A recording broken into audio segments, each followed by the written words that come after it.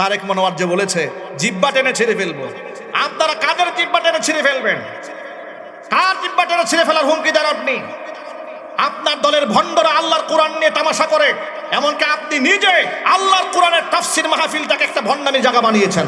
আপনি জিব্বা টেনে ছিঁড়ে ফেলার হুকুম দেন, যখন যেই ব্যক্তি মা খাদিজাতুল কুবরা রাদিয়াল্লাহু তাআলা আনহার ব্যাপারে জীবনেও নামাজ পড়ে নাই, জীবনেও হজ করে নাই, যাকাত দেয় নাই, এরকম বিয়াদবিমূলক কথাবার্তা বলে, জীবনেও পর্দা করে নাই বলে তামাশা করে, আল্লাহ নবী সাল্লাল্লাহু আলাইহি ওয়াসাল্লামের সম্মান ইজ্জত নষ্ট করে হুজুরকে সাংবাদিক বলে, তখন কলিজায় আঘাত লাগে না? তখন বলতে মনে চায় না যে রাসূলের শানে বিয়াদবি করলে, সাহাবীদের শানে বিয়াদবি করলে জিহ্বা টেনে ছিঁড়ে ফেলবো? এর মানে হচ্ছে তোমাদের কাছে রাসূলের চাইতে, সাহাবীদের চাইতেও তোমাদের কাছে দলীয় নেতাকর্মীর দাম বেশি হয়েছে। এই ভণ্ডামি বাংলাদেশে ইনশাআল্লাহ আমরা করতে দেব না। আবার এই সমস্ত বক্তব্য যখন আমরা প্রতিবাদ জানাই, তখন আমাদেরকে বলে হুজুর এখন ঐক্য করার সময়, এখন ঐক্য করার সময়, এগুলা মিডিয়াতে না বলে ব্যক্তিগতভাবে বললে হয় না। ওরা কিন্তু আবার মিডিয়াতে আমাদেরকে আচ্ছাপড় দুলাই করে। তোমরা মিডিয়ার সামনে ভণ্ডামি করলে তোমাদের জবাব মিডিয়ার সামনে হবে।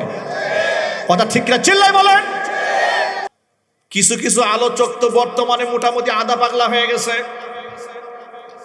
স্টেজে ওঠে কোরআন হাদিসের এমন অপব্যাখ্যা। একদিন দেখলাম, কয়েকদিন আগে এক ভদ্রলোক ওয়াজের মধ্যে বসে বলছেন তিনি আবার এমপি ইলেকশন করবেন। তিনি বলতেছেন যে আপনার জীবনে নামাজ, রোজা, হজ, যাকাতের অনেক ত্রুটি বিচ্যুতি থাকতে পারে, আপনার আমলে অনেক ত্রুটি থাকতে পারে, খালি আপনি দিন কায়েমের আন্দোলনে নামেন, আপনার জন্য জান্নাত গ্যারান্টি। নাউজুবিল্লাহ বলবেন না? ওয়াজের ধরন দেখছেন, মানে মনে হচ্ছে আয়াত নাজিল হয়েছে বুড়াবুড়ি করার জন্য। আরেক ভণ্ডামি ভাই, কি বলবো আপনাদের কাছে। কয়েকদিন আগের স্টেজে এক আলেম বয়ান করে বলতেছে যে কবরে যে 3টা প্রশ্ন করা হবে, 3টাই রাজনীতির প্রশ্ন। কি বলে শোনেন, একটু ব্যাখ্যা করে বলি। আবার এই সমস্ত বক্তব্য যখন আমরা প্রতিবাদ জানাই, তখন আমাদেরকে বলে হুজুর এখন ঐক্য করার সময়, এখন ঐক্য করার সময়, এগুলা মিডিয়াতে না বলে ব্যক্তিগতভাবে বললে হয় না। ওরা কিন্তু আবার মিডিয়াতে আমাদেরকে আচ্ছাপড় দুলাই করে। কথা ঠিক না? একজনে বলেন। ওই যে 1990 সালের ডেট এক্সপায়ার মাল একটা আছে, কয়েকদিন আগে বলেছে ওদের এক আলোচক বক্তা কোরআনের আয়াতের ভুল তাফসীর করেছে, হাদিসের অপব্যাখ্যা করেছে, আমি ধরিয়ে দিয়েছি, প্রতিবাদ জানিয়েছি। এমনকি আমাদের কলিজার টুকরা উম্মুল মুমিনিন মা খাদিজাতুল কুবরা রাদিয়াল্লাহু তাআলা আনহার ব্যাপারে অসঙ্গতিপূর্ণ কথাবার্তা বলেছে, আমি প্রতিবাদ জানিয়েছি। কারণ আপনার সাথে আমার বন্ধুত্ব আছে, মহব্বত আছে, ততক্ষণ আপনি কোরআন, সুন্নাহ, সাহাবায়ে কেরাম, ঈমান, আদর্শ, আজওয়াজ মুতাহহারা, তাদের প্রতি মহব্বত রাখবেন যতক্ষণ, আপনার প্রতি মহব্বত থাকবে ততক্ষণ।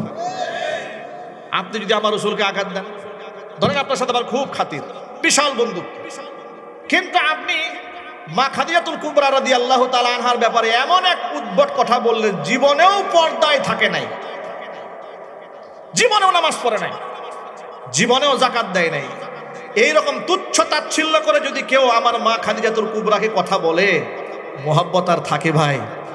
আর চিল্লাই বলেন, বিরাট কষ্ট লাগে মনে। তো আমরা কয়েকজন প্রতিবাদ জানিয়েছি। প্রতিবাদ জানাবার পরে 1990 সালের ডেট এক্সপায়ার এক পাগলা আছে, ওয়াজের মাঠে যত প্রকারের মিথ্যা, চাপাবাজি, গাল গল্প এগুলা বলে, আর এগুলা সোশ্যাল মিডিয়াতে ভাইরাল হয়, লোকেরা খালি হাসাহাসি করে। এই 1990 সালে ম্যাচ খেলেছে, অক্সফোর্ডের শিক্ষক ছিল, কত প্রকার মিথ্যা যে বলে, এটা আল্লাহ ছাড়া কেউ জানে না। গতকালকে সে কি বলেছে শোনেন, সে বলেছে তাদের যে বক্তার বিরুদ্ধে আমরা কথাবার্তা বলেছি কোরআন সুন্নাহর ব্যাপারে, আমরা তো ব্যক্তিগত আক্রোশ নিয়ে কাউকে কথা বলি নাই, কারে ব্যক্তিগত আঘাত করি নাই। ইসলামের যে অংশে, যে আদর্শে ভুল করেছে, যে পয়েন্টে ভুল করেছে, পয়েন্ট আমরা ফাইন্ড আউট করেছি। সে বলে আমার অমুক বক্তার বিরুদ্ধে যে কথা বলবে তার জিহ্বা টেনে ছিঁড়ে ফেলা হবে। কথা বুঝতে পেরেছেন?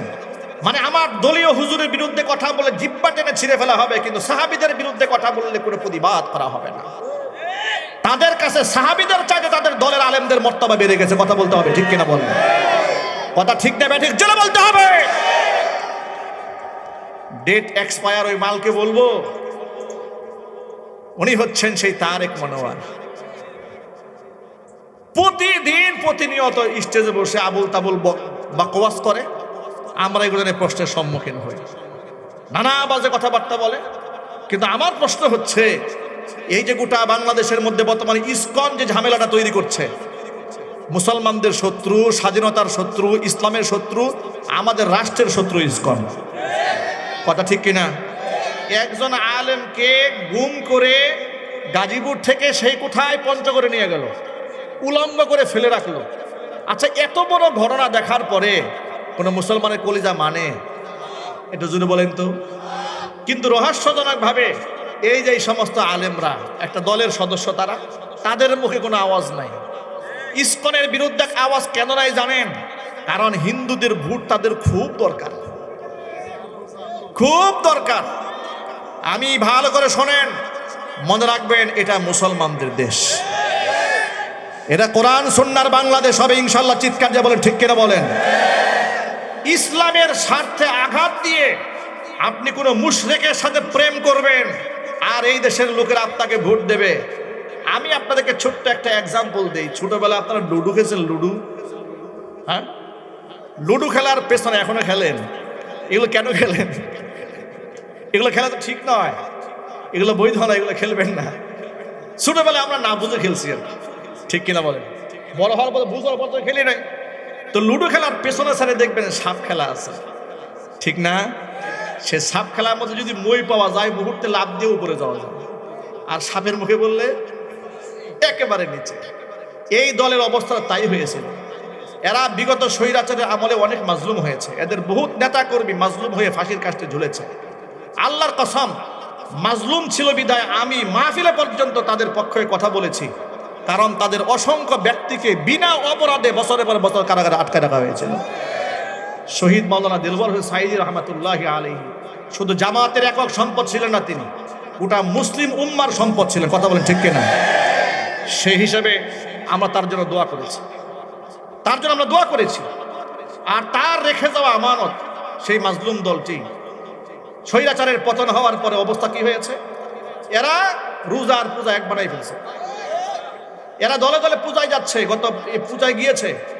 আমরা প্রতিবাদ জানিয়েছি, এই জন্য আমার বলে আমি নাকি আওয়ামী লীগের দালাল। কথা বুঝতে পেরেছেন অবস্থাটা কোন পর্যায়ে দাঁড়িয়েছে? এদের জন্য স্বৈরাচারের আমলে দোয়া করে জেল খেটেছে, আবার এদের অন্যায়ের প্রতিবাদ করার কারণে বলে দালাল। আপনাদেরকে স্পষ্ট ভাষায় জানিয়ে দেই, আল্লাহর দ্বীনকে মোহাব্বত করি, আল্লাহর কোরআনকে মোহাব্বত করি, আল্লাহ রসুলকে মোহাব্বত করি, আপনাদেরকেও ভালোবাসি দ্বীনের জন্য। আপনাদের মোহাব্বত থাকবে ততক্ষণ, আপনার দ্বীনের আদর্শকে আঘাত করবেন না যতক্ষণ। আপনারা যদি আমার দ্বীনের মূলে আঘাত করেন, তো মোহাব্বত রাখবো কি দিয়ে? মোহাব্বত থাকবে কি করে? ওদের এই মাজলুম হওয়ার কারণে ওই যে লুডু খেলার মই বেয়ে ওরা একবার উপরে চলে গেছিল, কিন্তু এই পূজায় গিয়ে সাপের মুখে পড়ছে। কথা বলে না? এই পূজায় গিয়ে সাপের মুখে পড়ে একদম নিচে আসছে। ওরা তো মনে করেছিল যে 5% হিন্দুদের ভোটে আমরা ক্ষমতায় চলে যাব। ওরা 5% হিন্দুদের ভোট কামাই দিয়ে 50% মুসলমানদের ভোট খোয়াইছে। একদম পরিষ্কার বার্তা। রহস্যজনক ভাবে তাদের এই পূজায় অংশগ্রহণ করাটাকে তাদের দলের অনেক আলেমরা ব্যাখ্যা করে জায়েজ বানাবার চেষ্টা করেছে। আবার অনেক আলেম চুপ থাকছে, চুপচাপ, যে কোনো মতে পাস হয়ে যাই না, একটু আমরা পাস হওয়ার সুযোগ দেই না। কারণ আমরা আওয়ামী লীগের আমলে কথা বলেছি, বিএনপির বিরুদ্ধে কথাবার্তা বলেছে। ফখরুল ইসলাম আলমগীর যখন বলেছে শরিয়া আইন বিশ্বাস করি না, তখন আমি বলেছি সে মুরতাদ হয়ে গেছে, তার তওবা জরুরি। ফখরুল ইসলাম আলমগীর সাহেব শরিয়া বিরোধী কথা বললে, তার বিরুদ্ধে কথা বললে আমরা হয়ে যাই বীর পুরুষ। আর তোমরা পূজায় গেলে তোমাদের বিরুদ্ধে কথা বললে আমরা হয়ে যাই দালাল। এই ভণ্ডামি বাংলাদেশে চলবে না। কথা ঠিক না ঠিক জোরে বলেন? এই ভণ্ডামি চলবে না, বরং শরিয়া বিরোধী কাজ যা করবে তার দাঁত ভাঙ্গা জবাব দিতে হবে। আপনারা প্রস্তুত আছেন কিনা আমি দুহাত দেখতে চাচ্ছি। মুসলমানেরা ওরা সাপের মুখে পড়েছে, বুঝতে পারছে না। আবার অহংকার করে অনেকে বলে হুজুরদের ফতোয়া দিয়ে আমরা রাজনীতি করি না। তাদেরকে বলবো আল্লাহর ওয়াস্তে অহংকার একটু কমান, অহংকার কমান। আল্লাহ আছেন, অহংকার করে কিন্তু অলরেডি ফেরাউন অলরেডি গদি হারিয়েছে।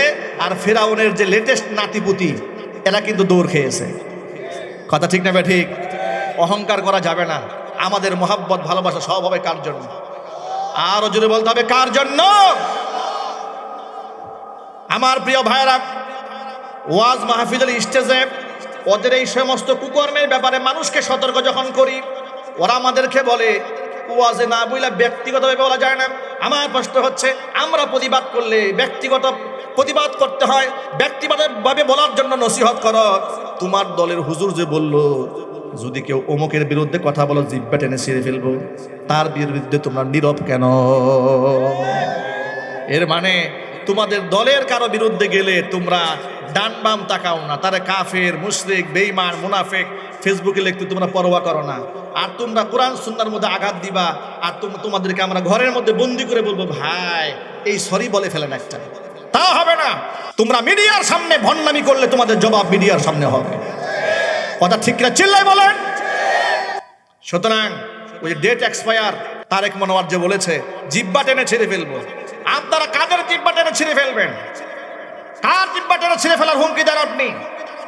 আপনার দলের ভণ্ডরা আল্লাহর কোরআন নিয়ে তামাশা করে, এমনকি আপনি নিজে আল্লাহর কোরআনের তাফসীর মাহফিলটাকে একটা ভণ্ডামির জায়গা বানিয়েছেন। হওয়া উচিত, কথা বলতে হবে, ঠিক কিনা বলেন? আপনি জিহ্বা টেনে ছিঁড়ে ফেলার হুকুম দেন, যখন যেই ব্যক্তি মা খাদিজাতুল কুবরা রাদিয়াল্লাহু তাআলা আনহার ব্যাপারে জীবনেও নামাজ পড়ে নাই, জীবনেও হজ করে নাই, যাকাত দেয় নাই, এরকম বিয়াদবিমূলক কথাবার্তা বলে, জীবনেও পর্দা করে নাই বলে তামাশা করে, আল্লাহ নবী সাল্লাল্লাহু আলাইহি ওয়াসাল্লামের সম্মান ইজ্জত নষ্ট করে হুজুরকে সাংবাদিক বলে, তখন কলিজায় আঘাত লাগে না? তখন বলতে মনে চায় না যে রাসূলের শানে বিয়াদবি করলে, সাহাবীদের শানে বিয়াদবি করলে জিহ্বা টেনে ছিঁড়ে ফেলবো? এর মানে হচ্ছে তোমাদের কাছে রাসূলের চাইতে, সাহাবীদের চাইতেও তোমাদের কাছে দলীয় নেতাকর্মীর দাম বেশি হয়েছে। এই ভণ্ডামি বাংলাদেশে ইনশাআল্লাহ আমরা করতে দেব না, এই ভণ্ডামি চলবে না। আপনারা রাজি আছেন কিনা তো হাত দেখতে চাচ্ছি।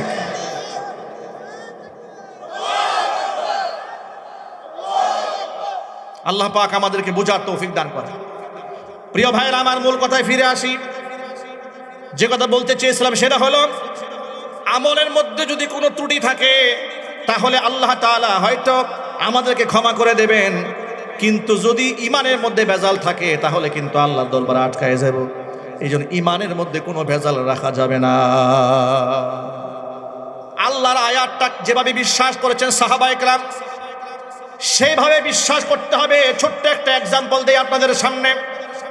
কোরআন মাজিদের সূরাতুল হুজুরাতের 2 নম্বর আয়াত নাযিল হয়ে গেল, ইয়া আইয়ুহাল্লাযীনা আমানু লা তারফাউ আসওয়াতাকুম ফাওকা সাওতিন নাবী ওয়া লা তাজহারু লাহু বিল কওল ولا تجهروا له بالقول كجهر بعضكم لبعض أن تحبط أعمالكم وأنتم لا تشعرون। হে ঈমানদারগণ, লা তারফাউ আসওয়াতাকুম ফাওকা সাওতিন নাবিয়্যি, তোমরা তোমাদের কণ্ঠের আওয়াজ নবীর কণ্ঠের আওয়াজের উপরে উঁচু করবে না। ওয়ালা তাজহারু লাহু বিল কওলি কাজাহারি বাউদিকুম লিবাউদিন, একে অপরের সাথে চিৎকার শোরগোল করে যেভাবে কথাবার্তা বলো, নবীর সামনে শোরগোল করা যাবে না। যদি এটা করো তাহলে কি হবে?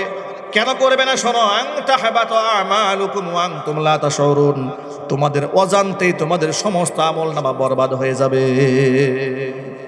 নবীর শানে বেয়াদবি আল্লাহ বরদাশত করেন না। আল্লাহ পাক বলেন, যদি আমার নবীর শানে এতটুকু বেয়াদবি হয়ে যায় তাহলে কিন্তু আমলনামা সব বরবাদ হয়ে যাবে। এই আয়াতটা নাজিল হওয়ার পরে আনসারী একজন সাহাবীর নাম ছিল সাবিত ইবনে কায়েস রাদিয়াল্লাহু তাআলা আনহু, হুজুরের সামনে মসজিদে নামাজে আসাই বন্ধ করে দিলেন। হুজুর জিজ্ঞেস করলেন, সাবিত ইবনে কায়েস কোথায়? সাদ বিন মুআজ রাদিয়াল্লাহু তাআলা আনহু দাঁড়িয়ে বললেন, নবীজি আমি তার বাড়ি চিনি, তার খোঁজ খবর আমি জানি। হুজুর বললেন, একটু খোঁজ খবর নিয়ে আসো। বাড়ি গেলেন, গিয়ে দেখেন হযরত সাবিত বিন কায়েস রাদিয়াল্লাহু তাআলা আনহু তিনি ঘরের মধ্যে মাথা নিচু করে বসে আছেন। এবার সাদ বিন মুআজ জিজ্ঞেস করলেন, ভাই কি হয়েছে, তোমার মসজিদে যাও না? হুজুর তোমার ব্যাপারে জানতে চেয়েছেন। তখন সাবিত ইবনে কায়েস বলেন, আল্লাহ তাআলা কোরআন মাজিদে বলেছেন, নবীজির কণ্ঠের আওয়াজের উপরে কণ্ঠ বড় হয়ে গেলে আমল বরবাদ হয়ে যাবে। কিন্তু আমার তো জন্মগত কণ্ঠের আওয়াজ বড়, জীবনে কতবার হুজুরের সামনে কণ্ঠ উঁচা করে কথা বলেছি, আমার তো ভয় হয় না জানি আমি জাহান্নামী হয়ে গেছি। এই লজ্জায় আমি রাসূলের সামনে যাই না। সুবহানাল্লাহ বলবেন না? আল্লাহর নাজিলকৃত এক একটা আয়াতের উপরে সাহাবায়ে কেরামের বিশ্বাসের গভীরতা কতটুকু ছিল। সাবিত ইবনে কায়েস বলেন, আমি তো ইচ্ছা করে রাসূলের সামনে জোরে বলিনি, কিন্তু আমার গলার ভয়েসই উঁচা। তিনি ভালো বক্তৃতা করতে পারতেন। নবীজির কাছে গিয়ে এই রিপোর্টটা পেশ করা হলো। আল্লাহর নবী সাদ বিন মুয়াজকে বললেন, তাড়াতাড়ি যাও সাবিত ইবনে কায়েসকে গিয়ে বলো, আমি মুহাম্মদ সাল্লাল্লাহু আলাইহি ওয়াসাল্লাম সাক্ষ্য দিচ্ছি সাবিত বিন কায়েস আল্লাহর জান্নাতি। আরো জোরে কোন সুবহানাল্লাহ। আল্লাহর আয়াতের উপর মহব্বত থাকতে হবে, ভালোবাসা থাকতে হবে। সুতরাং কোনো ব্যক্তি যদি আল্লাহর আয়াতের উপর দুর্বল ঈমান থাকে, তাহলে তার আমল কবুল হবে না, ঈমান কবুল হবে না। আবার আপনি মনেও বিশ্বাস করেন, মুখেও স্বীকার করলেন, আমলে বাস্তবায়ন করার ক্ষেত্রে আপনি কিছু কিছু বিধান মানলেন আর কিছু কিছু বিধান আপনার কাছে ভালো লাগে না, এটা যদি হয়, এরকম মুসলমান সমাজে আছে না নাই? তারা বলে হুজুর নামাজ রোজা হজ যাকাত মোটামুটি ভালোই লাগে, কিন্তু পর্দার কথা বলে কিন্তু ভালো লাগে না, এই পর্দা ভালো লাগে না। সুদী ব্যবসা করি, সুদের ব্যাংকে চাকরি করে, সুদী ব্যাংকে চাকরি করে, হালাল না হারাম? আরো জোরে হারাম। বলে হুজুর এ তো মানতে পারলাম না, আধুনিক বিশ্ব কত রকম চাকরি আছে, আমি একটা করি, হারাম। এতটুকু সন্দেহ যে ব্যক্তি করেছে, স্বাধীনভাবে আল্লাহ পাকের আয়াতের মধ্যে প্রশ্ন তুলেছে, আল্লাহ পাক তাদের ব্যাপারে কোরআনে ফয়সালা দিয়ে দিয়েছেন। শুনেন, আল্লাহ পাক বলেছেন, ওয়ামা কানা লিমুমিনিন ওয়ালা মুমিনাতিন ইযা কাদাল্লাহু ওয়া রাসূলুহু আমরা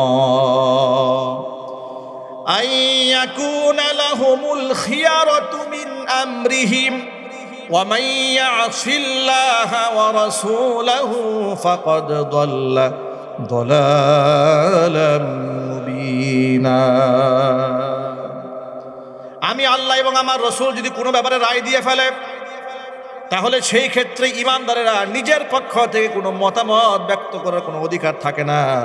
যদি কোনো ব্যক্তি সীমা লঙ্ঘন করে, ওমাইয়া আসিল্লাহ ওয়া রাসূলা, আমি আল্লাহর কথাকে ভাইলেশন করে, আমি আমার রসুলের কথাকে অমান্য করে, ফাকাদ দাল্লা দালালাম মুবিনা, সেই ব্যক্তি সুস্পষ্ট গোমরা হয়ে যাবে। ভাইরা আমার, এই জন্য আল্লাহর নাজিলকৃত যত বিধিবিধান আছে হাসি মুখে মানতে রাজি আছেন? কারা কারা দুহাত দেখতে চায়? আল্লাহ যেন কবুল করে নেন, জোরে জোরে কোন আমিন। আমলের মধ্যে ত্রুটি হয়ে যাওয়াটা অস্বাভাবিক কিছু নয়। শুধু ত্রুটি হওয়া যাবে না, ঈমানের মধ্যে আমলে ত্রুটি হতে পারে, কিন্তু ঈমানে ত্রুটি রাখা যাবে না।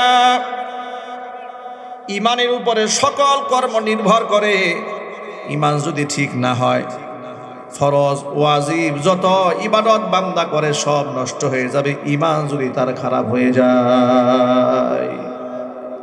ঈমানকে মজবুত করতে হবে।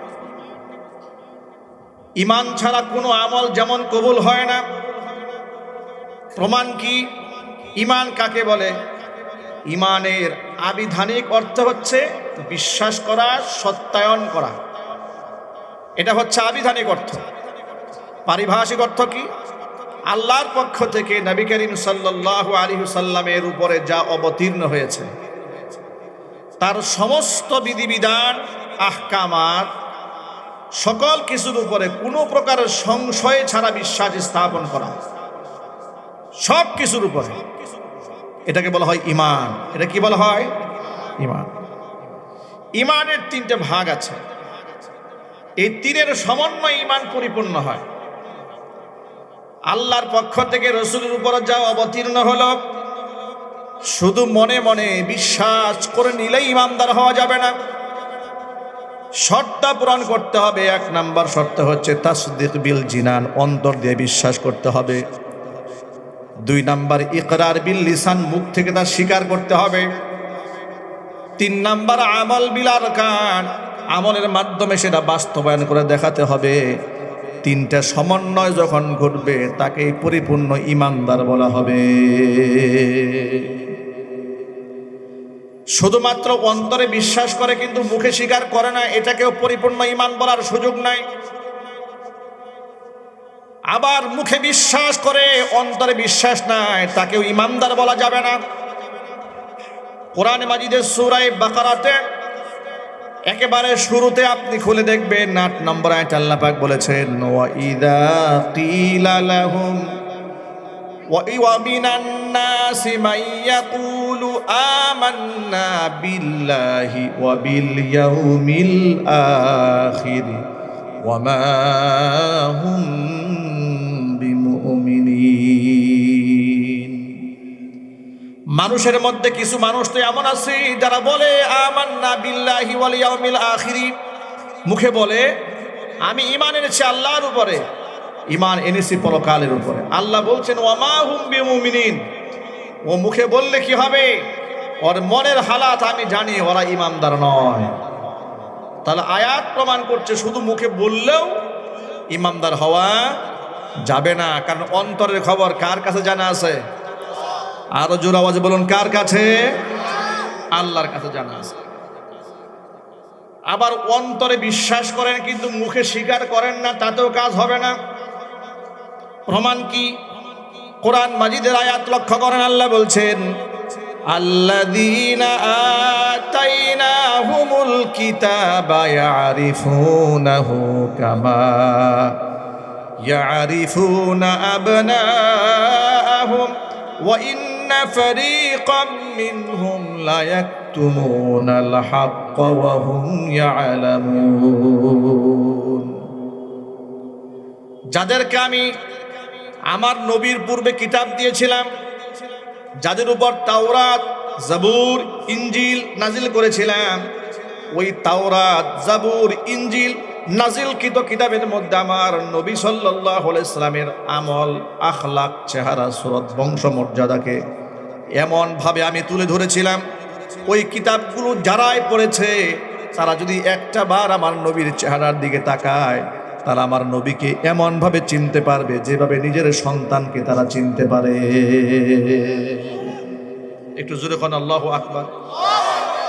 মানে হচ্ছে আমি তাওরাতে, জাবুরে, ইনজিলে, পূর্ববর্তী কিতাবে আমার রসুলের কথা আমি এইভাবে তুলে ধরেছিলাম ভবিষ্যৎবাণী আকারে। যারা ওই কিতাব পড়েছে তারা আমার রসুলকে এমন ভাবে চিনতে পারবে যে একবার দেখা মাত্র আমার রসুলকে তারা ঠিক সেভাবে চিনতে পারবে যেভাবে বাবা মা তাদের সন্তানদেরকে চেনে। আল্লাহ পাকের এক্সাম্পলের গভীরতা কত মারাত্মক! আল্লাহু আকবার বলেন। একটা অন্ধ মানুষও সন্তান চিনতে ভুল করে না, কথা ঠিক না ব্যাঠিক জুড়ে বলেন? দু চোখে দেখে না কিন্তু সন্তানের গায়ের ঘ্রাণ শুকে বুঝতে পারে এটা আমার সন্তান। অন্ধ মানুষের কথা বাদ দেন, পাগলেও নিজের সন্তান চেনে। সুবহানাল্লাহ পড়েন। কয়েকদিন আগে পত্রিকায় দেখলাম ঢাকা শহরে এক পাগলি মেয়ের বাচ্চা হয়েছে। নাউজুবিল্লাহি মিন যালিক। এটা আমাদের দেশে সম্ভব। রাস্তাঘাটে পড়ে থাকা পাগলিও এদেশের লম্পটদের অপকর্ম থেকে নিরাপদ থাকে না, ঠিক না ব্যাঠিক জুড়ে বলেন? 2 বছর আগে পত্রিকাতে পেলাম যে কক্সবাজারে পাগলির ঘরে বাচ্চা হয়েছে, কিন্তু কার বাচ্চা এটা পৃথিবীর কেউ জানে না। আপনি একটু সুস্থ মস্তিষ্কে চিন্তা করেন এই সমাজের মানুষ কতটা নিকৃষ্ট হতে পারে। এই যে মানুষ রূপে আমরা আমাদের সমাজে কত মানুষ দেখা যায়, আল্লাহর কসম, দেখতে মানুষের মতো চেহারা হলেও কিন্তু সকলে মানুষ নয়। মানব রূপী অসংখ্য জানোয়ার এই সমাজে আছে। যদি বলতে হবে আছে না নাই? ওই 13 বছরের যে মাদ্রাসা ছাত্রীকে ধর্ষণ করলো, দেখতে তো মানুষের মতোই লাগে, এগুলোকে মানুষ? আরো জোরে বলেন, এগুলো অমানুষ। অমানুষদের এই সমাজে বেঁচে থাকার কোনো অধিকার নাই। ওরা মানবিক সমাজ নষ্ট করবে। মানুষের সমাজ যারা নষ্ট করে, এই ধর্ষক, প্রতারক, খুনি, এদের বেঁচে থাকার কোনো অধিকার নাই। ইসলামী শরিয়া আইনে এদের বিচার হওয়া উচিত, কথা বলতে হবে, ঠিক কিনা বলেন?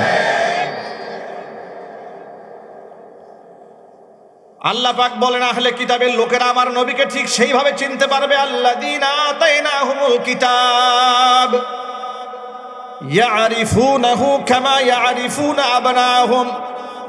নিজের সন্তানকে যেভাবে তারা চিনতে পারে সেইভাবে আমার নবীকে দেখা মাত্র আর চিনতে পারার কথা, কিন্তু জেনে শুনে সত্যকে তারা আজকে গোপন করছে। ওয়া ইন্না ফারীকাম মিনহুম লা ইয়াকতুমুনাল হাক্কা ওয়া হুম ইয়ালামুন।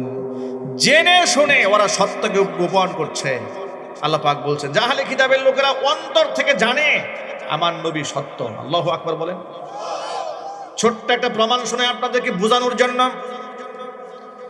আবু বকর সিদ্দিক রাদিয়াল্লাহু তাআলা আনহু মদিনার রাস্তা দিয়ে হেঁটে যাচ্ছেন। এমন সময় দেখতে পেলেন ফানহাস বিন আযুরা নামক একজন ইহুদি আলেম তার কওমের লোকদেরকে বসে বসে তাওরাত কিতাবের তালিম দিচ্ছে।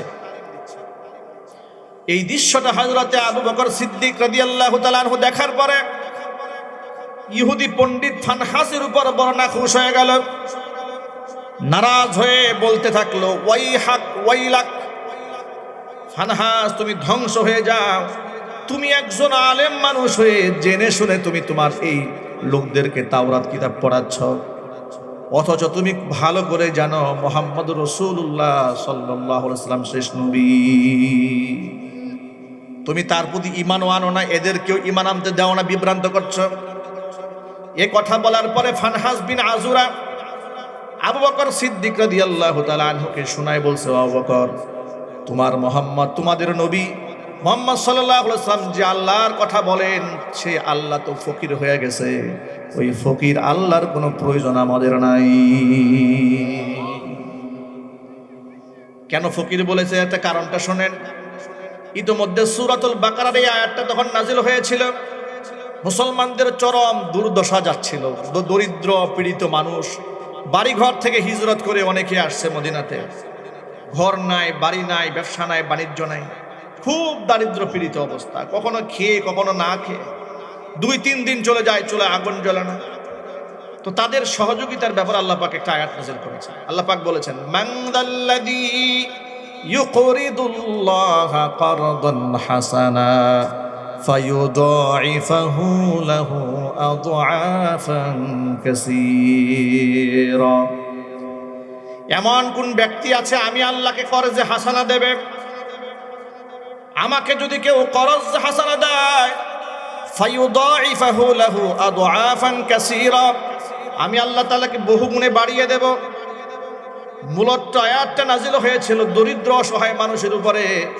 দরিদ্র অসহায় মানুষকে কেউ যদি সাহায্য করে, হাদিস শরীফে এসেছে, সাহায্যের ওই টাকাটা দরিদ্রের হাতে পড়ার আগে প্রথমে আল্লাহ পাকের কুদরতি হাতের মধ্যে পড়ে যায়। কোন তৃষ্ণার্ত মানুষকে পানি পান করালে আল্লাহকে পানি পান করানো হয়ে যায়। কোন ক্ষুধার্ত মানুষকে খাবার খাওয়ালে আল্লাহকে খাবার খাওয়ানোর নামান্তর হয়ে যায়। হাদিস শরীফে এসেছে, কিয়ামতের দিন আল্লাহ তাআলা বান্দাদেরকে ডেকে বলবে, বান্দারা, আমি জমিনের মধ্যে তৃষ্ণার্ত ছিলাম, তুমি আমাকে পান করাও নাই। জমিনের মধ্যে আমি ক্ষুধার্ত ছিলাম, তুমি আমাকে আহার্য দান করো নাই। বান্দা আল্লাহকে ডেকে বলবে, রব্বুল আমিন, তুমি তো খাও না, তুমি তো পান করো না, তোমারে কি করে আমরা খাওয়াবো? আল্লাহ পাক বলেন, তখন বলবেন হাসরের ময়দানে, এই জমিনে আমার অসংখ্য ক্ষুধার্ত বান্দারা ছিল, তাদের মুখের মধ্যে তুমি যদি আহার্য জুগাই দিতে, আমি আল্লাহ তাআলাকে খাবার খাওয়ানোর নামান্তর হয়ে যেত। তুমি আমাকে তৃষ্ণার্ত ছিলাম, পানি পান করাওনি। ব্যক্তি বলবে, রব্বুল আমিন, তুমি কি করে পানি পান করবে? তুমি তো পান করো না। আল্লাহ পাক বলবেন, জমিনে অসংখ্য তৃষ্ণার্ত মানুষ ছিল, এদেরকে তুমি যদি পানি পান করাতে, আমি আল্লাহ তাআলাকে পানি পান করানোর নামান্তর হয়ে যেত। সুতরাং ভাইয়ের আমার, দরিদ্র অসহায় মানুষকে সাহায্য করলে ওই দানটা সবার আগে আল্লাহর হাতে পড়ে যায়। চিৎকার দেখুন আল্লাহু আকবার। দরিদ্র মানুষের পক্ষ থেকে আল্লাহ রাব্বুল আমিন আরজি পেশ করেছেন, আমাকে কে কর্জ দেবে, আমি আল্লাহ পাক তাকে বহুগুণে বাড়িয়ে দেব। আল্লাহ পাকের নাজিল কিন্তু এই আয়াতের সাথে উপহাস করে, ঠাট্টা করে, বিদ্রুপ করে, মজাক করে এই ইহুদি পণ্ডিত আবু বকর সিদ্দিক রাদিয়াল্লাহু তাআলা আনহুকে ফকির বলে গালি দিয়ে বলছে যে আল্লাহ ফকির হয়ে গেছে, বান্দার কাছে আল্লাহ সাহায্য চাচ্ছে। নাউজুবিল্লাহ বলবেন না? আবু বকর সিদ্দিক রাদিয়াল্লাহু তাআলা আনহু একজন নরম মেজাজের সাহাবী, সহজে কখনো রাগ হন না, গুসা হন না। কিন্তু আল্লাহ কি ফকির বলার কারণে, ফানহাসের এই বেয়াদবির কারণে আবু বকর আর নিজেকে স্থির রাখতে পারলেন না। দাঁড়িয়ে কষে গালের মধ্যে এমন একটা থাপ্পড় বসিয়ে দিয়েছেন, ফানহাস জায়গা থেকে দাঁড়িয়ে পড়ে গেছে। ফানহাসের গালের মধ্যে থাপ্পড় দেওয়ার পরে ফানহাস এবার দৌড়িয়ে নবী করিম সাল্লাল্লাহু আলাইহি সাল্লামের কাছে আবু বকর সিদ্দিকের নামে বিচার নিয়ে এলো। ডেকে বলছেন, ও আল্লাহর নবী মুহাম্মদ সাল্লাল্লাহু আলাইহি সাল্লাম, আপনার কাছে একটা বিচার নিয়ে এলাম। কার নামে বিচার? আপনার সাহাবী আবু বকর সিদ্দিকের নামে বিচার। কেন? আবু বকর কি করেছে? তাকিয়ে দেখেন, গাল থাপ্পড় দিয়ে লাল বানিয়ে দিয়েছে। হুজুর অবাক হয়ে গেলেন, আবু বকর আপনারা মেরেছে? বলে হ্যাঁ মেরেছে। আবু বকর রাদিয়াল্লাহু তাআলা আনহু আসলেন মজলিসে। নবীজি অবাক বিস্ময়ে তাকিয়ে আছেন আর মনে মনে ভাবছেন, আবু বকর তো তাকে মারতে পারে না, মারার মানুষ তিনি নন। অত্যন্ত ধৈর্যশীল হযরত আবু বকর সিদ্দিক রাদিয়াল্লাহু তাআলা আনহু এসে হযরত আবু বকর রাসূলকে ডেকে বলছেন, আল্লাহর নবী আপনি আমাকে পারমিশন দিলে আরেকটা থাপ্পড় দিয়ে ওর বাম গালটাও লাল বানায় দিন। আল্লাহু আকবার বলেন। এখন নবী করিম সাল্লাল্লাহু আলাইহি ওয়াসাল্লামের ঘোর কেটেছে, ধারণা চেঞ্জ হয়েছে। না মেরেছে তো আবু বকর, তো কেন মেরেছে জিজ্ঞেস করে আবু বকর আপনি মেরেছেন কেন, কি হয়েছে? আপনি তো মারামারি করার মানুষ নন। তিনি বললেন, হে আল্লাহর নবী, সে যদি আমাকে গালি দিত আমার কোনো আপত্তি ছিল না, কিন্তু সে আমাকে গালমন্দ না করে আমার আল্লাহকে ফকির বলে গালি দিয়েছে। এটা আমি সহ্য করতে পারিনি, কষে মেরেছি। হুজুর ফানহাসকে ডেকে বলছে, ফানহাস তুমি কি আল্লাহকে ফকির বলে গালি দিয়েছো? ইহুদি তো মুখের উপর না করে দিয়ে বলছে যে না না, আমি আল্লাহকে ফকির বলে গালি দেইনি। আবু বকর আমার নামে মিথ্যা কথা বানিয়ে বলছে। ভাইরা, আবু বকর কি মিথ্যা বলার সাহাবী? আরো জোরে বলুন। সিদ্দিক যার উপাধি, আল্লাহু আকবার বলেন, অতি সত্যবাদী হযরত আবু বকর সিদ্দিক রাদিয়াল্লাহু তাআলা আনহু, তার ব্যাপারে বলছেন সে আমার নামে মিথ্যা কথা বানিয়ে বলছে। আল্লাহর নবী খুব ভালো করে জানেন আবু বকর মিথ্যা বলার মানুষ নন। তারপরেও যেহেতু তার কাছে বিচার এসেছে, এখন তো বিচার করতে হবে। হুজুর জিজ্ঞেস করলেন, আবু বকর আপনি যে তাকে মেরেছেন তার সাক্ষী তো আপনি নিজেই। সে যে আল্লাহকে গালি দিয়েছে তার কি প্রমাণ আছে? প্রমাণ দেন। প্রমাণে তো বিচার তার মুখের কথাই হবে না, প্রমাণের দরকার আছে না নাই? প্রমাণ দরকার আছে। আবু বকর সিদ্দিক রাদিয়াল্লাহু তাআলা আনহু একটু হতাশ হলেন, বলে হে আল্লাহর নবী, ও যেখানে আল্লাহকে ফকির বলে গালি দিয়েছে ওখানে আমাদের কোনো লোক ছিল না, সবগুলো ইহুদি। তা আমার পক্ষে কে সাক্ষী দেবে? মাইয়া সাদুলি কে সাক্ষী দেবে আমার পক্ষে? আমার পক্ষে সাক্ষী কেউ নেই। সাক্ষী যদি না থাকে রায় তো বড় ভয়ঙ্কর রায় হয়ে যাবে। এখন ইসলামের বিচার ব্যবস্থা এতটা স্বচ্ছ, এতটা সুন্দর, এতটা পরিচ্ছন্ন, এতটা ইনসাফ ইসলামের বিচার ব্যবস্থায় আছে। এই জন্য আমরা প্রায় সময় ওয়াজ মাহফিলে বলি যে প্রচলিত বিচার ব্যবস্থা পরিবর্তন করে আল্লাহর কোরআনের মাধ্যমে বিচার ব্যবস্থা পরিচালিত হওয়া উচিত। এটা যদি না হয়, এই দেশে এক দল চলে গেছে, আরেক দল আসবে, আবার সেই দল চলে যাবে, আরেক দল আসবে, এক দল চুরি করেছে, আরেক দল চোর আসবে, এভাবে পরিবর্তন হবে, কিন্তু মানুষ ইনসাফ পাবে না। জুলাই আগস্টের বিপ্লব সাধিত হয়ে অনেক মানুষ দেশ থেকে পালিয়েছে, তাই বলে কি দেশের দুর্নীতি বন্ধ হয়ে গেছে? চুরি বন্ধ হয়েছে? পুলিশের ধান্দাবাজি বন্ধ হয়েছে? এদের ব্যবসা বাণিজ্য বন্ধ হয়েছে?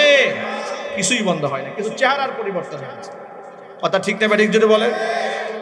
এটাকে আমূল পরিবর্তন করতে হলে আল্লাহর কোরআনের রাজ কায়েমের বিকল্পের কোনো রাস্তা নাই।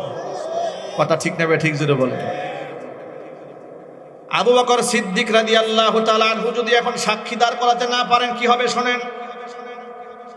কোরআনে মাজিদের আইন আছে, ওয়া কাতাবনা আলাইহিম ফিহা আন্নান নাফসা বিন নাফসি ওয়াল আইনা বিল আইনি ওয়াল আনফা বিল আনফি ওয়াল উযুনা বিল উযুনি ওয়াস সিন্না বিস সিন্নি ওয়াল জুরুহা কিসাস।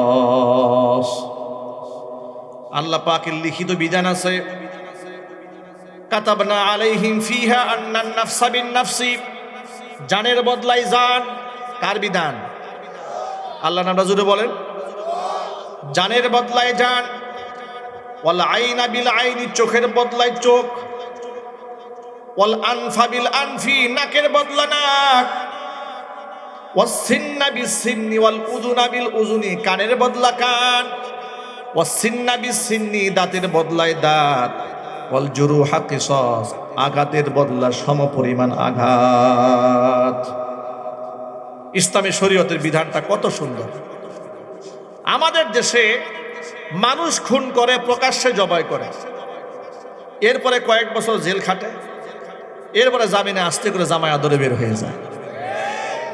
বের হওয়ার পরে আগে খুন করেছে একটা, জামিনে বের হয়ে খুন করে 10টা। ঠিক না ব্যাঠিক জুড়ে বলেন? কয়েকদিন আগে দেখেছেন না, একই পাম্পে চাকরি করে এক মুসলিম কলিগকে তার এক হিন্দু কলিগ ঘুমন্ত অবস্থায় হাতুড়ি দিয়ে পিটিয়ে কিভাবে হত্যা করেছে। এই ভিডিওটা যারা দেখেছে, মানে যাদের কলিজাটা একটু নরম, অনেকে সহ্য করতে পারে না। আমার সামনে একটু আসছে, একটু দেখে আমি সাথে ছড়াই ফেলছি। ঘুমন্ত মানুষকে মাথার উপর কি করে হাতুড়ি দিয়ে পিটাচ্ছে, মাথার ঘিলু থেতলাই দিচ্ছে। এরপরে তাকে গ্রেফতার করে নিয়ে যাওয়া হলো। কিছুদিন পরে দেখবেন সুন্দর, যদি আপনার পেশি শক্তি ভালো থাকে, দলের সাথে একটু সম্পর্ক ভালো থাকে, এমপি মন্ত্রী সুপারিশ থাকে, এইরকম শত শত খুনি জামিনে বের হয়ে যাচ্ছে জামাইয়ের মতো। ঠিক না ব্যাঠিক জুড়ে বলেন? এই জন্য বলি প্রিয় ভাইরা, আল্লাহর কোরআনের আইনের উপরে কোনো আইন নাই, আল্লাহর ইনসাফের উপরে কোনো ইনসাফ নাই। আল্লাহ কোরআনে বলেছেন ওয়ালাকুম ফিল কিসাসি হায়াত, খুনের বদলা খুন, এই আইনের মধ্যে তোমাদের জন্য রয়েছে বিরাট জীবন। বিরাট জীবন মানেটা কি? বিরাট জীবন মানে হচ্ছে একটা জানের বদলায় তুমি একটা জান নিয়ে নিয়েছো। এটা এমন একটা দৃষ্টান্ত স্থাপিত হবে সমাজে, খুন করার সাহস আর কেউ পাবে না। বর্তমানে খুনিরা তো হাসে। কেন হাসে? ওরা জানে এই পুলিশ আমাকে আর কয়দিন আটকায় রাখবে। আমার দাদা বাবু আছে না, আমার তো মামু খালু আছে, একদিন আমি ঠিকই এখান থেকে বের হয়ে যাব। আল্লাহ পাক যেন কোরআনে কারীমের আইন দেশে বাস্তবায়ন করার সংগ্রামে আমাদের সকলকে আত্মনিয়োগ করার তৌফিক দান করেন। জোরে বলুন আমিন। ভাইরা আমার, এবার কোরআনে কারীমের আইন দিয়ে নবী বিচার করবেন। ওয়াল জুরুহা কিসাস, আঘাতের বদলা আঘাত, আঘাতের বদলা আঘাত। এখন একটু বুঝেন তো, আঘাতের বদলা আঘাত, এখন রায়টা কত মারাত্মক রায় হবে। আবু বকর সিদ্দিক যদি সাক্ষী দাঁড় করাতে না পারেন, তাহলে রায় হয়ে যাবে ফানহাসের গালে আবু বকর যেমন থাপ্পড় মেরেছে, এবার ফানহাস এইরকম একটা থাপ্পড় আবু বকরের গালে ফেরত দেবে। এবার আমি আপনাদের প্রশ্ন করে আপনারাই বলেন, আবু বকর সিদ্দিক রাদিয়াল্লাহু তাআলা আনহু ফানহাসের গালে থাপ্পড় মেরেছেন কি ব্যক্তি রাগের কারণে নাকি আল্লাহর সম্মানে? আরো জোরে বলতে, কার সম্মানে? আল্লাহর সম্মানে। নিজেকে কন্ট্রোল করতে পারেন নাই, আল্লাহর সম্মানে তিনি কন্ট্রোল রাখতে পারেন নাই নিজেকে। আর ইমানদারদের ইমানি শক্তি এমনই হওয়া উচিত, আল হুব্বু ফিল্লাহ ওয়াল বুগযু ফিল্লাহ, মুহাব্বত হবে আল্লাহর জন্য, মানুষের প্রতি ভালোবাসা হবে আল্লাহর জন্য, আবার কাউকে যদি আমরা ঘৃণা করি সেটাও হবে আল্লাহর জন্য। ঠিক না ব্যাঠিক জুড়ে বলেন? কিন্তু আল্লাহর নবীজি এই রায়টা দেবেন যে ফানহাসের মধ্যে একটা ইহুদি আবু বকরের গালে থাপ্পড় দিবেন। আল্লাহর নবী বারবার আকাশ পানে তাকাচ্ছিলেন, নিশ্চয় আল্লাহর পক্ষ থেকে কোনো ফয়সালা আসবে। একটা নাপাক লোকের হাত আবু বকর সিদ্দিকের মতো একজন জান্নাতি মানুষের গালের মধ্যে উঠবে, তা তো হতে পারে না। বারবার তিনি আল্লাহ পাকের সিদ্ধান্তের অপেক্ষায় আসমানের দিকে মাথা উঁচু করে বারবার তাকাচ্ছিলেন। আল্লাহ রাব্বুল আলামিন জিবরাইল আলাইহিস সালাতু ওয়াস সালামকে পাঠিয়ে দিলেন, জিবরাইল যা আমার হাবিব, আমার দোস্ত মুহাম্মদ রাসূলুল্লাহ সাল্লাল্লাহু আলাইহি সাল্লামের কাছে আমার পক্ষ থেকে বাণী নিয়ে যা, গিয়ে জানায় দে আবু বকর রাদিয়াল্লাহু তাআলা আনহুর পক্ষে সাক্ষী পৃথিবীর কোনো মানুষের প্রয়োজন নাই, স্বয়ং আমি আল্লাহ তাআলা নিজেই সাক্ষী হয়ে গেলাম। আল্লাহ তাআলা তার প্রেক্ষিতে আয়াত নাযিল করে দিলেন, লাকাদ সামিআল্লাহু কাওলাল্লাযীনা ক্বালু ইন্নাল্লাহা ফাকীরুন ওয়া নাহনু আগনিয়া। নিশ্চয় আমি আল্লাহ শুনে নিয়েছি যারা বলেছে ইন্নাল্লাহা ফাকীর, আল্লাহ তাআলা ফকির, ওয়া নাহনু আগনিয়া, আমরা হলাম ধনী। জোরে কর নাউজুবিল্লাহ। যারা বলেছে আল্লাহ ফকির আমরা ধনী, এই কথা যারা বলেছে আমি আল্লাহ তাআলা নিজে শুনে নিয়েছি। আবু বকরের পক্ষে সাক্ষী স্বয়ং আল্লাহ তাআলা নিজেই হয়ে গেলেন। জোরে বলেন সুবহানাল্লাহ। ভাইরা আমার, ঘটনা থেকে, বিবরণ থেকে শুধুমাত্র সবাক শোনাতে চেয়েছি। এই যে ইহুদি আল্লাহর নবীকে সত্য জানতো, দিল থেকে বিশ্বাস করত, বিশ্বাস না করার তো কোনো কারণ নাই। কিতাবে সে পড়েছে, সে জানে মুহাম্মদ সাল্লাল্লাহু আলাইহি ওয়াসাল্লাম সত্য নবী। এই ইহুদি নিজের সন্তানকে যেমনটা চিনে, আল্লাহর নবীকেও ঠিক তেমনটাই চিনত, কিন্তু মুখ থেকে স্বীকৃতি প্রদান করে নাই। এই জন্য ওরা কি কাফের। আবার আরেকটা বিষয় লক্ষ্য করেন, মনেও বিশ্বাস করলেন, মুখেও স্বীকার করেন, কিন্তু নবীর আদর্শকে নিজের জন্য গ্রহণ করলেন না। তাহলেও কাজ হবে না। যেটা নবী করিম সাল্লাল্লাহু আলাইহি ওয়াসাল্লামের কলিজার টুকরা চাচা আবু তালেবের দিকে একটু তাকান। আবু তালেব মন থেকে আল্লাহর নবী যে সত্য নবী, মন থেকে বিশ্বাস করতেন। আবার মানুষের কাছে বলেও বেড়াতেন তিনি সত্য নবী। এর মানেটা কি? মানে হলো দাঁড়িয়ে গেল, মন থেকেও বিশ্বাস করে, মুখেও স্বীকার করে, কিন্তু নিজের জন্য আদর্শ তিনি গ্রহণ করেন নাই। মুসলিম শরীফের হাদিসের মধ্যে এসেছে, ইন্তেকালের আগ মুহূর্তে আবু তালেবের পাশে নবীজি গেলেন, পাশে গিয়ে বসলেন আর বললেন, চাচাজি আপনি একটা বার কালিমা পড়েন, একটা বার আপনি কালিমা পড়েন, যাতে করে পরকালে আপনার জন্য আমি সুপারিশের জন্য একটা জায়গা রাখতে পারি। তিনি কালিমা পড়লেন না, গ্রহণ করলেন না। ভাইরা, মুখেও স্বীকার করেছেন সত্য নবী, মনে বিশ্বাসও করেছেন সত্য নবী, কিন্তু পূর্বপুরুষ এবং তৎকালীন যুগের কুফফারদেরকে খুশি করার জন্য তিনি রসুলের আদর্শকে গ্রহণ করেন নাই, নিজের জন্য আবশ্যক মনে করেন নাই। এই জন্য আল্লাহ পাক তার ঠিকানা জাহান্নামে করে দিয়েছেন। এই আয়াত দ্বারা, হাদিস দ্বারা এই কথাও প্রমাণ হয়, শুধুমাত্র অন্তরে বিশ্বাস আর মুখের স্বীকৃতি দিলেই যথেষ্ট নয়। নবী করিম সাল্লাল্লাহু আলাইহি ওয়াসাল্লামের আদর্শকে নিজের জীবনের জন্য আবশ্যক মনে করতে হবে, কথা বলতে হবে, ঠিক কিনা? তাহলে তাকে ইমানদারের স্বীকৃতি প্রদান করতে হবে।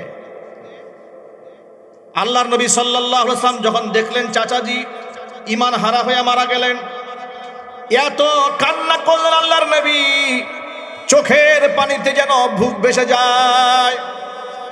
আল্লাহ পাক সূরাতুল কসসের 56 নম্বর আয়াত নাযিল করে হুজুরকে বলে দিলেন, ইন্নাকা লা তাহদি মান আহবাবতা ওয়ালাকিন্নাল্লাহা ইয়াহদি মান ইয়াশা। নবীজি, যাকে খুশি আপনি তাকে হেদায়েত দিতে পারবেন না। হেদায়েত তো দেওয়ার মালিক আমি আল্লাহ, যাকে খুশি তাকে আমি হেদায়েত দিতে পারবো। জোরে জোরে বলেন সুবহানাল্লাহ। যাকে খুশি তাকে হেদায়েত একমাত্র দেওয়ার ক্ষমতা কার আছে? আরো জোরে বলুন, কার আছে? এই জন্য আমার ভাইরা, ইমানের ব্যাপারে কোনো আপোষ চলবে না। বেঈমান হইয়া যদি কেউ মারা যায়, আমলের ত্রুটি থাকলে সেটা সগীরা গুনাহ যদি হয়, ওযুর পানির সাথে গুনাহ ধুয়ে ধুয়ে পড়ে যায়। যদি সগীরা গুনাহ হয়, হাদিস শরীফে এসেছে বান্দা যখন ওযু করে, ওযুর পানির সাথে সগীরা গুনাহগুলো ঝরে ঝরে পড়ে যায়। বান্দা যখন দান করে, সদকা করে, তখন গায়ের শরীর থেকে যত গুনাহ হয়েছে এগুলা ঝরে ঝরে পড়ে যায়, সগীরা গুনাহ। আর গুনাহ যদি কবিরা হয় তাহলে তওবা জরুরি। কিন্তু ইমানে যদি ভেজাল থাকে তাহলে কোনো কিছু কবুল হবে না। এখন ইমান, ইসলামের ভিত্তি হচ্ছে 5টা। কয়টা জোরে বলেন তো ভাই? 5টা খুঁটির উপরে ইসলাম নামক দর্শনটা দাঁড়িয়ে আছে, আদর্শটা দাঁড়িয়ে আছে। এর মধ্যে 1 নাম্বার হচ্ছে বুনিয়াল ইসলাম আলা 50 শাহাদাতি আল্লাহ ইলাহা ইল্লাল্লাহ ওয়া আন্না মুহাম্মাদার রাসূলুল্লাহ। এ কথার সাক্ষী দেওয়া আল্লাহ ছাড়া কোনো মাবুদ নাই। আল্লাহ ছাড়া কোনো মাবুদ আছে? আরো জোরে বলতে হবে। মুহাম্মদ সাল্লাল্লাহু আলাইহি ওয়াসাল্লাম আল্লাহ পাকের প্রেরিত রাসূল, এ কথার স্বীকৃতি প্রদান করতে হবে। 1 নাম্বার হলো ঈমান। ঈমান ছাড়া কোনো ভালো আমল কবুল হবে না, যত ভালো আমল করেন। আর ঈমানের মৌলিক শাখাগুলোর উপর ঈমান আনতে হবে। আমানতু বিল্লাহি ওয়া মালাইকাতিহি ওয়া কুতুবিহি ওয়া রুসুলিহি ওয়াল ইয়াউমিল আখির ওয়াল কদরি খাইরিহি ওয়া শাররিহি মিনাল্লাহি তাআলা ওয়াল বা'সি বা'দাল মাউত। আমরা বিশ্বাস করি আল্লাহ এক এবং একক, আমরা আল্লাহর উপরে বিশ্বাস করি। ওয়া মালাইকাতিহি, আমরা বিশ্বাস করি ফেরেশতা আছে আল্লাহ পাকের বান্দা, তারা নূরের তৈরি। ফেরেশতাদেরকে কেউ দেখেছেন নাকি ভাই? আরো যদি বলেন দেখেছেন, কিন্তু ঈমান আছে না ভাই আমাদের? ফেরেশতাদের প্রতি ঈমান আছে। ওয়া কুতুবিহি, আল্লাহর নাজিলকৃত কিতাব সমূহের উপর আমাদের ঈমান আছে। ওয়া রুসুলিহি, তার প্রেরিত সমস্ত রাসূলদের উপর আমাদের ঈমান আছে। এরপর আমাদের বিশ্বাস রয়েছে ওয়াল ইয়াউমিল আখির, পরকালের উপর। ওয়াল কদরি খাইরিহি ওয়া শাররিহি মিনাল্লাহি তাআলা, ভালো এবং মন্দের ফয়সালা আল্লাহর পক্ষ থেকে হয়, এটা আমরা বিশ্বাস করি। পৃথিবীর কোনো মানুষের হাতে ভালো মন্দের ফয়সালা হয় না, কোনো আলেমের হাতে হয় না, কোনো পীরের হাতে হয় না, কোনো দরবেশের হাতে হয় না। তাকদীরের ফয়সালা কার হাতে? সেটা ভালো হোক আর মন্দ হোক, টোটাল ফয়সালা কার হাতে? এগুলো ঈমানের ব্যাপার। ওয়াল বা'সি বা'দাল মাউত, মৃত্যুবরণ করে আমরা যে আবার উঠবো আল্লাহর সামনে, এর উপর কি সকলের ঈমান আছে? এখানে কার কার ঈমান আছে? হাত দেখি তো। পরকালে রবের সামনে দাঁড়াতে হবে, এর ঈমান আছে তো ইনশাআল্লাহ? আল্লাহ কবুল করেন। যদি এই ঈমানের মধ্যে ভেজাল থাকে কি হবে শোনেন। আল্লাহ পাক বলেন সূরা কাহফে, কুল হাল নুনাব্বিউকুম বিল আখসারিনা আ'মালা الذين ضل سعيهم في الحياة الدنيا وهم يحسبون أنهم يحسنون صنعا أولئك الذين كفروا بآيات ربهم ولقائه فحبطت أعمالهم فلا نقيم لهم يوم কিয়ামাতি ওয়াজনা। হে নবী, কুল, আপনি বলুন, হাল নুনাব্বিউকুম বিল আখসারিনা আমালা, আমলের দিক থেকে সবচেয়ে বেশি ক্ষতিগ্রস্ত কারা, এদের কথা বলে দেব না আমি? আল্লাহ বলেন ক্ষতিগ্রস্ত কারা শোনো, আল্লাযীনা দাল্লা সায়ুহুম ফিল হায়াতিদ দুনিয়া, দুনিয়াতে যাদের সমস্ত শ্রমগুলো বিনষ্ট হয়ে গেল। অথচ ওয়াহুম ইয়াহসাবুনা আন্নাহুম ইউহসিনুনা সুনা, তারা মনে মনে ভাবে আমরা খুব ভালো কাজ করছি, আমরা অনেক মানবিক সেবা করছি, জনগণের জন্য কাজ করছি, মানবতার জন্য কাজ করছি। এই সমস্ত ধারণা তারা করে। আল্লাহ পাক বলছেন ওয়াহুম ইয়াহসাবুনা আন্নাহুম ইউহসিনুনা সুনা, এত ভালো কাজ করেছে, কিন্তু উলাইকাল্লাযীনা কাফারু বিআয়াতি রাব্বিহিম ওয়া লিকাইহি, তারা অস্বীকার করেছে আমার নাজিলকৃত আয়াতগুলোকে, অস্বীকার করেছে পরকালে আমার সাথে সাক্ষাৎ হতে হবে এই বিষয়টাকে। যারা আমার আয়াতকে অস্বীকার করে, আমার সাথে সাক্ষাৎকে অস্বীকার করে, ফালা নুকিমু লাহুম ইয়াউমাল কিয়ামাতি ওয়াজনা, কিয়ামতের দিন তাদের জন্য আমি মিজানের পাল্লাটাকে দাঁড় করাবো না। মানে আমল নামার তাদের কোনো হিসাবই হবে না, বিনা হিসেবে জাহান্নামী। কাফেররা বিনা হিসেবে জান্নাতি না জাহান্নামী, এ ফয়সালা কার? আল্লাহ বলছেন ফালা নুকিমু লাহুম ইয়াউমাল কিয়ামাতি ওয়াজনা, যারা আমার সাথে সাক্ষাৎ হতে হবে এটা বিশ্বাস করে না, যারা আমার আয়াতকে বিশ্বাস করে না। এখন আপনারা বলেন আল্লাহর নাজিলকৃত সকল আয়াত বিশ্বাস করার দরকার আছে না নাই? সব মুসলমান কি সব আয়াত বিশ্বাস করে? না, সবাই বিশ্বাস করে না। কেন করে না তাও বলে দিই। আমাদের এই সমাজের মধ্যে একটা বিভ্রান্তি আছে। বিভ্রান্তিটা কি? যেহেতু ধর্মীয় সম্পর্কে জ্ঞান কম, কোরআন সুন্নাহর ইলম কম, সাধারণ ধারণা করে যে ধর্ম মানে হচ্ছে ব্যক্তিগত একটা ব্যাপার। মন চাইলে নামাজ পড়লাম, না পড়লে না পড়লাম, রোজা রাখলে রাখলাম, না রাখলে না রাখলাম, করলে সওয়াব হবে, না করলে গুনাহ হবে, এতটুকু শেষ। এরপরে আমি রাজনীতি করি, সমাজনীতি করি, যুদ্ধনীতি করি, বন্ধুনীতি করি, এই ক্ষেত্রে আমার ইসলামের কোনো দরকার নেই। এমনকি অনেকে তো বলে যে আমরা ধর্মীয় রাজনীতি বিশ্বাসই করি না। বলে কিনা জোরে বলেন। আপনাদেরকে একটা ক্লিয়ার একটা কনসেপ্ট বলে দেই। একটা হচ্ছে ধর্মীয় রাজনীতি, এটা ফরজ। আরেকটা হচ্ছে ধর্মের নামে রাজনীতি, এটা হলো হারাম। দুইটা পার্থক্য বুঝতে হবে। একটা হচ্ছে ধর্মীয় রাজনীতি, ধর্মের আলোকে আপনি নামাজ পড়েন, ধর্ম মেনে আপনি রোজাও রাখেন, ধর্ম মেনে আপনি হজও করেন, ধর্ম মেনে আপনি যাকাত দেন, ধর্ম মেনে আপনি রাষ্ট্র চালাবেন, এটা আপনার জন্য ফরজ। ঠিক কিনা বলেন? আমি যদি দেশের শাসক হই, তাহলে আমার ধর্ম মানার দরকার নাই। আওয়াজ নাই, আপনাদের আওয়াজ নাই কেন? আমি যদি রাষ্ট্রের শাসক হই ধর্ম মানার দরকার আছে না নাই?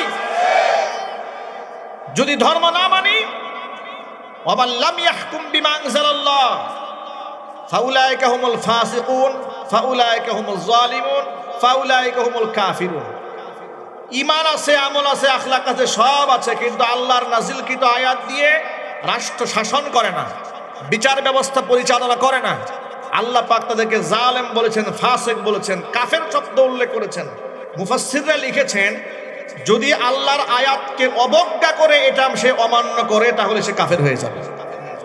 আর যদি অবজ্ঞা করে না, শিথিলতা করে, মানে পারিপার্শ্বিক নানাবিধ কারণে আল্লাহর আইন মানাকে সে বাধ্য মনে করে, বিশ্বাসও করে, আল্লাহর আইনকে অস্বীকার করে না।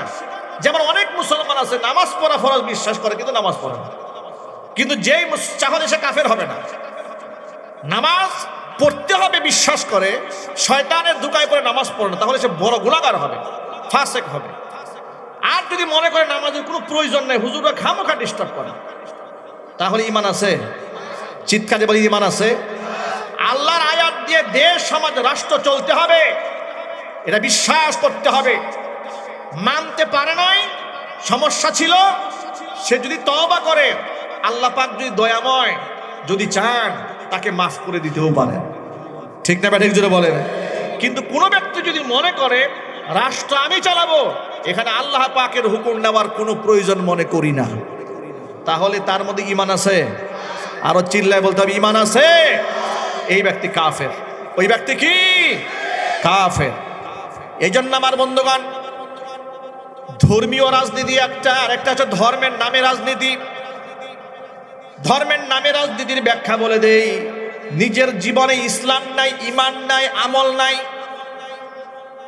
নির্বাচনে এসেছে, মাথার মধ্যে সাদা টুপি দিয়ে দবদবা সাদা পাঞ্জাবি পরে মসজিদে মসজিদে ঘুরে আর বলে, প্রিয় ভাইয়ের আমারে ভোট দেন, দেখবেন আমি শান্তি কায়েম করে দেব। আছে না নাই?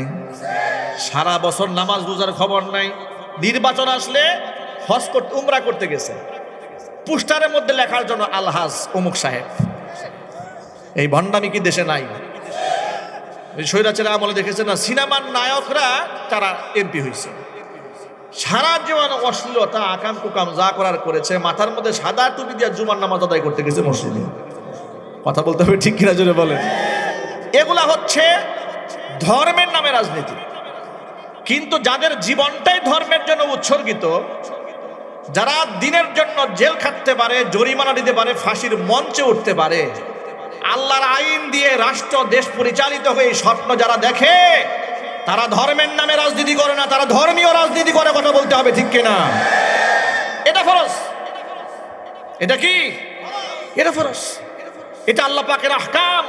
শারআ লাকুম মিনাদ-দীনি মা ওয়াসসা বিহি নূহা ওয়াল্লাযী আওহাইনা ইলাইকা ওয়া মা ওয়াসাইনা বিহি ইব্রাহিমা ওয়া মূসা ওয়া ঈসা আন আকিমুদ-দীন ওয়া লা তাতাফাররাকু ফীহি। আল্লাহ পাক বলেছেন দিন কায়েম করতে হবে। এটা আমি মুসাকে বলেছি, ঈসাকে বলেছি, ইব্রাহিমকে প্রত্যাদেশ করেছি, মুহাম্মদ সাল্লাল্লাহু আলাইহি ওয়াসাল্লাম আপনাকেও প্রত্যাদেশ করেছি। সমাজে দিন কায়েম করতে হবে। আর এই দিন কায়েম শুধুমাত্র ব্যক্তির জন্য নয়, ব্যক্তি জীবনেও দিন কায়েম করতে হবে, আল্লাহর হুকুম বাস্তবায়ন করতে হবে, নিজের ঘরের মধ্যে বাস্তবায়ন করতে হবে, সমাজের মধ্যেও দিন কায়েমের দরকার আছে না নাই? এই সমাজের মধ্যে দিন কায়েম হয়ে যা। কারা কারা চান তো হাত দেখতে চাই? মন থেকে চান তো? আরো যদি বলে মন থেকে চান, আল্লাহ কবুল করেন, জোরে কোন আমিন। হাত নামান। তবে হ্যাঁ, মনে রাখবেন, দিন কায়েমের অর্থ আগে বুঝতে হবে, কনসেপ্টটা ক্লিয়ার করতে হবে। এই সমাজের অনেক লোকেরা মনে করে দিন কায়েম মানে হচ্ছে ক্ষমতায় যাওয়া। এটা একটা ভুল মেসেজ। দিন কায়েম মানেই ক্ষমতা যাওয়া নয়। দিন কাকে বলে? দিন হচ্ছে আল্লাহ পাকের পক্ষ থেকে নাজিলকৃত যত প্রকার আহকামাত আছে, ব্যক্তি জীবনে কায়েম হলে এটা ব্যক্তি জীবনে দিন কায়েম হলো। নিজের ঘরে কায়েম হয়েছে, ঘরে কায়েম হলো। সমাজে কায়েম হয়েছে, সমাজে কায়েম হলো। কিছু কিছু কাজ আছে রাষ্ট্রের, যেমন বিচার ব্যবস্থা, সংস্কৃতি, তাহজিব তামাদ্দুন, কৃষ্টি কালচার, রাষ্ট্রীয় কিছু আইন কানুন আছে। যেমন আজকে যদি কেউ চুরি করে, আমরা সমাজবদ্ধ হয়ে সবাই মিলে কি তার হাত কাটতে পারবো? এটা যদি বলেন। এখন যদি কেউ জিনা করে, এখানে ব্যভিচার করে সমাজে, তাহলে কি আমরা কোরআনের আইন বাস্তবায়ন করে তাকে দূররা মারতে পারবো? তাকে মৃত্যুদণ্ড কার্যকর করতে পারবো? কেউ যদি মানুষ খুন করে, আমরা সবাই মিলে এখানে বসে তাকে খুন করতে পারবো? তাহলে বোঝা গেল আমাদের সামাজিকভাবে দিনের কিছু কিছু অংশ কায়েম আছে, কিন্তু দিনের বৃহত্তর অনেক বিধানে এখনো এই সমাজে কায়েম হয় নাই। আর এটা তখনই সম্ভব হবে যখন রাষ্ট্র ক্ষমতায় ইসলাম চলে যাবে। শরিয়া আইন বাস্তবায়ন করার আগ পর্যন্ত 100% দিন এই সমাজে কায়েম করা সম্ভব নয়। কথা ঠিক নেবে ঠিক? আর এটা পাওয়ারে যাওয়ার পরে করা সম্ভব এই বিষয়গুলো। কিন্তু পাওয়ারে যাওয়ার আগে কিছু কাজ আছে। পাওয়ারে যাওয়ার আগে কিছু কাজ আছে। অনেক মুসলমান এটা বুঝতে চায় না। অনেক মুসলমান মনে করে পাওয়ারটাই হলো মূল উদ্দেশ্য। আল্লাহর কসম, পাওয়ারটা মূল উদ্দেশ্য নয়। নবী করিম সাল্লাল্লাহু আলাইহি সাল্লামকে মক্কার লোকেরা প্রস্তাব দিয়েছিল, মুহাম্মদ সাল্লাল্লাহু আলাইহি সাল্লাম, আপনি যে ঈমানের কথা বলেন, আখলাকের কথা বলেন, তাওহীদের কথা বলেন, আসলে আপনার উদ্দেশ্যটা কি বলেন তো? আপনি ক্ষমতা চান? যারা ক্ষমতাকেই দিন মনে করেন তাদের জন্য এই নসিহত, ভালো করে শোনেন। যারা মনে করেন চেয়ারে গেলেই দিন কায়েম হয়ে গেল, তাদের জন্য এই মেসেজ। আল্লাহর নবীকে কাফেররা প্রস্তাব দিল যে আপনি কি ক্ষমতা চান, চেয়ার চান? বলে না, ক্ষমতা চাই না। যদি চান তাহলে বলেন, মক্কার আপনাকে সর্বাধিক ক্ষমতাধর ব্যক্তি হিসেবে আমরা ঘোষণা করব। আপনি কি সুন্দর নারী বিবাহ করতে চান? এই আরব দেশের সবচেয়ে সুন্দরী মেয়েটাকে আপনার স্ত্রী বানিয়ে দেব। আপনি কি রাশি রাশি স্বর্ণ রূপা চান? যত টাকা পয়সা লাগে সব আপনার পায়ের কাছে এনে ফেলবো, শুধু শর্ত একটা, আপনি আমাদের লাত উজ্জা হবল দেবতার সমালোচনা বাদ দিয়ে দিবে। আপনি এগুলার অসারতা বলবেন না, এক আল্লাহর কথা বলবেন। আল্লাহ নবী তখন কি বলেছিলেন শুনেন। আল্লাহ নবী সাল্লাল্লাহু আলাইহি ওয়াসাল্লাম প্রস্তাব প্রত্যাখ্যান করে বললেন, শোনো ও কুফারে কুরাইশ, তোমরা যা বলেছো সেটা তো একান্ত সম্ভব বিষয়। এর থেকে অসম্ভব বিষয় যদি তুই আমরা প্রস্তাব দিয়ে বলো আমার এক হাতে চন্দ্র আর এক হাতে সূর্য এনে দেবে, আল্লাহর দিন থেকে আমাকে সরে যেতে বলো, আল্লাহর কসম করে বলি আমার হাতে চন্দ্র সূর্য এনে দিলেও আল্লাহর দিন থেকে এক চুল পরিমাণ আমি পিছপা হব না। আরো জোরে কোন আল্লাহু আকবার। এখান থেকে আমাদের সবক হলো, দিন চেয়ার গ্রহণ করার নাম নয়। দিন হচ্ছে আল্লাহর উপর ঈমান, পরকালের উপর ঈমান, ফেরেশতাদের প্রতি ঈমান, কিতাব সমূহের উপর ঈমান। দিন হচ্ছে নামাজ, দিন হচ্ছে রোজা, দিন হচ্ছে হজ, দিন হচ্ছে যাকাত, দিন হচ্ছে মুআমালাত মুআশারাতের মধ্যে আল্লাহর হুকুম পালন করা। ঠিক না ব্যাঠিক জুড়ে বলেন? আল্লাহর হুকুম পালন করা, এটা হলো মূল উদ্দেশ্য। এখন কোনো ব্যক্তি নিজে নামাজ পড়ে না, ধরেন সে যদি বলে ভাই আমারে ভোট দিয়ে তাড়াতাড়ি ক্ষমতায় দেন, ইনশাল্লাহ আমি দিন কায়েম করব, কি কাজ হবে? আরো জোরে বলে না। প্রকাশ্যে নিজে কবিরা গুনাহ করে, আমি আবার বলি এই কথাটা একদম ইম্পর্টেন্ট, প্রকাশ্যে কবিরা গুনাহ করে, এরকম আলামত নিয়ে ঘুরে বেড়ায়, কবিরা গুনার অসংখ্য ডকুমেন্টস আছে যেই লোকের বিরুদ্ধে, সেই লোকে যদি বলে তাড়াতাড়ি আমার একটা বাক্স আছে না ভোট দেবেন, আমি ক্ষমতায় গেলেই দেখবেন পুরা কোরআনের আইন বাস্তবায়ন করব, সম্ভব? এটা জুড়ে বলতে হবে সম্ভব। কারণ যেই ব্যক্তি আল্লাহর কোরআনে কারিমের আইন সমাজে বাস্তবায়ন করবে তার তো নিজের মধ্যে ফরজ ওয়াজিব ঠিক থাকতে হবে। আরো জোরে বলেন, ঠিক কিনা বলেন? আমার নিজের মধ্যে যদি ফরজ নাই, ওয়াজিব নাই, আমি কবিরা গুনাহ করি, নাউজুবিল্লাহি মিন যালিক, এটা যদি হয় তাহলে কি আমার মতো ফাসিককে দিয়ে আল্লাহ দিন কায়েম করবেন সমাজে? আরো জিল্লায় বলেন, এটা সম্ভব? সম্ভব নয়। সাহাবায়ে কেরাম কখন দিন কায়েম করেছিলেন? তাদের কাছে আল্লাহ পাকের এক একটা আয়াতের মূল্য ছিল কত? এই সমাজে যখন একটা করে আয়াত নাজিল হতো, তাদের কাছে এক একটা আয়াতের ওয়েট আর মর্তবা কত ছিল, আর আপনার কাছে কতটুকু মর্তবা আছে? আপনার কানে কতবার বলা হয়েছে মা আসফালা মিনাল কামাইনি মিনাল ইজারি ফিন্নার, টাকনুর নিচে পুরুষ কাপড় পরলে কবিরা গুনাহ হয়। এই কথাটা জন্মের পর থেকে আলেমরা বলতে বলতে বলতে বলতে একটা কবিরা গুনাহ থেকে আপনাকে বাঁচাতে পারেন নাই। আপনি টাকনুর নিচে কাপড় পরে স্টেজে এসে বলেন ভাই আমার মার্কায় ভোট দেন, আমি দিন কায়েম করব। কথা বলে না কেন? এই ভণ্ডামি দেশে আছে না নাই? এই ভণ্ড দিয়ে দিন কায়েম হবে? দিন কায়েম হতে হলে আল্লাহ ওয়ালা হতে হবে, পরহেজগার হতে হবে, কবিরা গুনাহ ছাড়তে হবে। ঠিক না? ঠিক জোরে বলেন।